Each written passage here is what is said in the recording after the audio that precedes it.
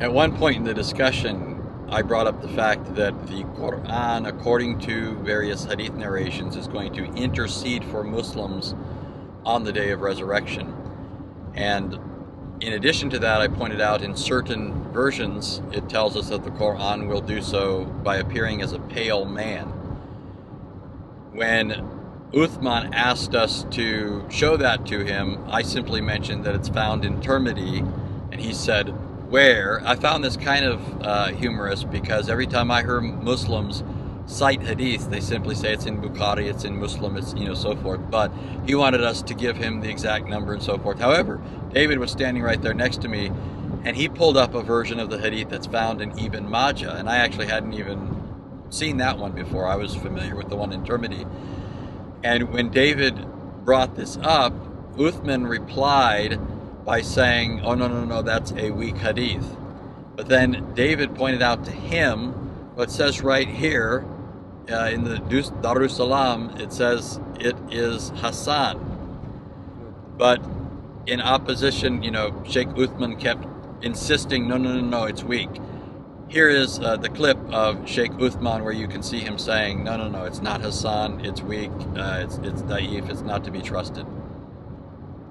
So you've said the fact that Christ, the second person of the Trinity, Son of God, by virtue of becoming human and crying out to the Father, that there's a problem with that, a logical problem, and that's not something that Islam has to do with. Now, number one, I don't think that's a logical problem, but number two, I also don't think that's true Islamically. So I'd like you to tell me where I may have that wrong. I don't think I do, but I grant that you're the Imam, right? So, my understanding, which I have from other Muslims, which is part and parcel of why I hold that, and have read in the Islamic sources, that the Quran itself does intercede for Muslims, or will, on the Day of Judgment, right? The Quran will appear as a pale man and will say that he was the Muslim's companion in life and will intercede for him. Is that not correct?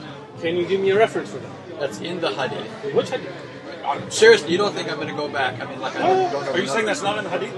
That is not in any authentic hadith that I've ever read. So you'd say it's not authentic? Oh, that's fine. If you say it's not authentic, hold on, take it easy.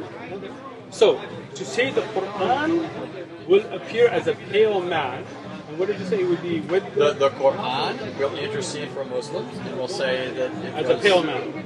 Well, that's in a Tirmidhi hadith, for example. Let's just, I can look for it. Let's look for it. No, hold on. Because see, I like to discuss on evidences. So can I find a hadith in a Tirmidhi that says the Quran will be a pale man? Let's just find that, and then I will explain from there. Okay, so, but that kind of misses the point that I'm making. You're focused on the pale man part, but I think you and I both know that it's classically Islamic to say the Quran will intercede. So let me explain the shifa of the Quran? Yeah, explain that. Excellent. The Quran is Kalamullah. You said. You told us that part.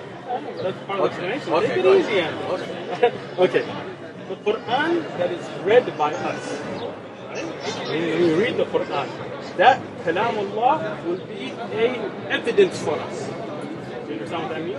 That the fact that we stayed up at night and read the Quran will make shifa. It will be an intercession. It will not be asking Allah for help or asking Allah separately than anything. It is only the fact that that good deed will be an intercession for you.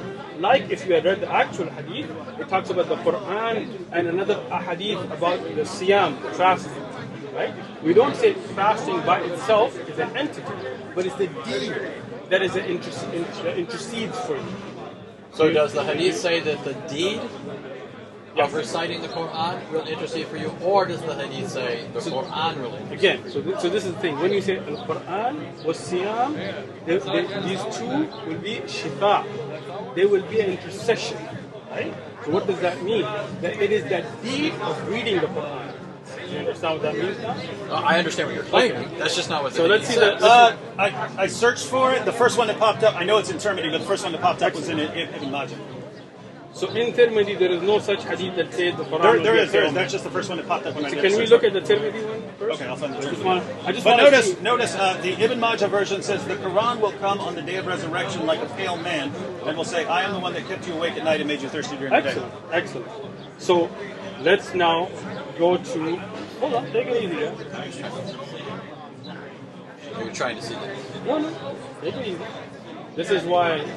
You're not seriously going to go to Google Translate, are you? Nope. Okay. I know you know You're Arabic. funny. I know you know Arabic. You don't but have Arabic keyboard? No.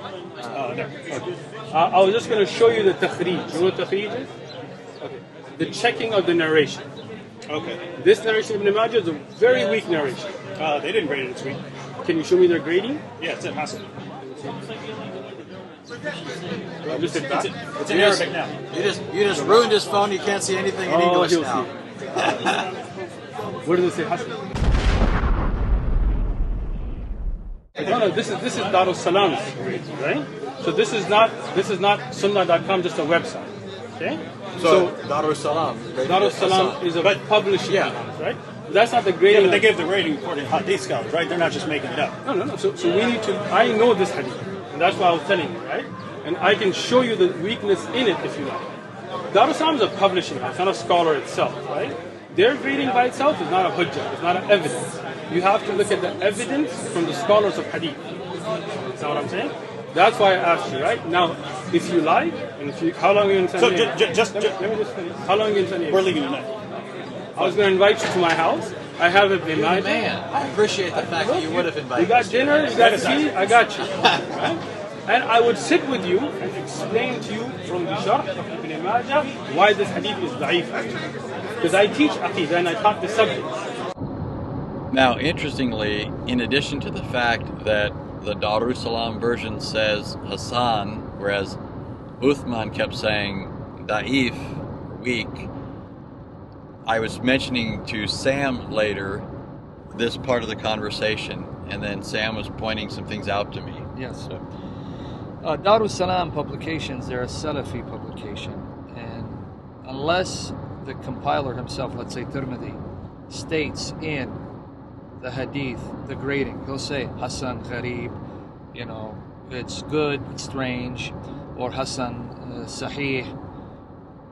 They usually will follow the grading of Sheikh Al-Albani. For the Christians who don't know, Sheikh Al-Albani was considered by the Salafis, primarily, the greatest 20th century hadith scholar. Now, those who are not Salafi don't really think that much of him because he's Salafi and his anthropomorphic ideas, but nonetheless, Uthman is Salafi and Darus Salam is Salafi. So they give you a grading, that's a grading that for the most part they got from Al-Albani. Now, to confirm the grading Hassan comes from Al-Albani, I'm going to go to Islam Question and Answer. This is an online Salafi site.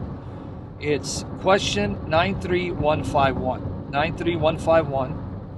Good deeds appear in the form of a man in the grave. They narrate this hadith, so let me read it and then we'll go into to see what the grading is and where they got it from. Okay, here it goes. It was narrated that Burayda said, I heard the Prophet say, the Quran will meet its companion on the day of resurrection when his grave is opened for him in the form of a pale man. This hadith you're referring to. It will say to him, do you recognize me? He will say, I do not recognize you. It will say, I am your companion, the Quran, who kept you thirsty on hot days and kept you awake at night.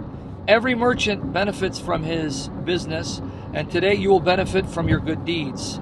He will be given dominion in his right hand and eternity in his left, and there will be placed on his head a crown of dignity, and his parents will be clothed with priceless garments, the like of which have never been seen in this world. They will say, why have we been clothed with this? It will be said, because your son used to recite Quran. Then will be said to him, recite and ascend in the degrees of paradise, and he will continue to ascend so long as he recites, either at a fast pace or a slow pace. Now, narrated by Ahmad in Al-Musnad and in Ibn Majah in Al-Sunan. That's the one that David brought up, right? Classed as Hassan by Al-Bayhaqi, considered one of the greatest Muslim scholars of the past, in Al-Zawaid, and by Al-Albani and in Al-Silsila Al-Sahiha. So who graded it, Hassan? Al-Albani. So again, for those who don't know, typically, normally, when Darus Salam give you a grading, they're getting it from Al-Albani. So just wanted to be clear on that. Yeah, so it's interesting. It seems to me that when Muslims are in a particular situation, and I've noticed this with quite a number of Muslims, sometimes they'll just say, you know, the hadiths are not all valid. They won't necessarily say that particular hadith. They want to try and skate by, right, without making any specific statement. Just say some hadiths are weak and not trustworthy, so we just need to, right now in our discussion, focus on the Quran, right? So in my experience, it's kind of like anytime I want to use a hadith, it's automatically valid, right? We just accept it. Anytime you want to use a hadith to talk about Islam, oh, well, that might be a weak hadith or what have you. Well, in this particular conversation, it seems to me that Sheikh Uthman knew that on the spot we're not going to be able to pull up a bunch of stuff and show all these Islamic sources and scholars who classify this as a valid hadith. And so off the cuff is saying, you know, it's weak, it's da'if, and so forth. But he knows, he's got to know, that we could later leave and then look up and see all the different scholars who have, in fact, given it a rating as Hassan or otherwise. And so, for what it's worth, he's wrong. The hadith is in the collections. It is given a sound rating. And I don't know of any, I don't recall him saying anything about any scholars who rated it da'if, in fact.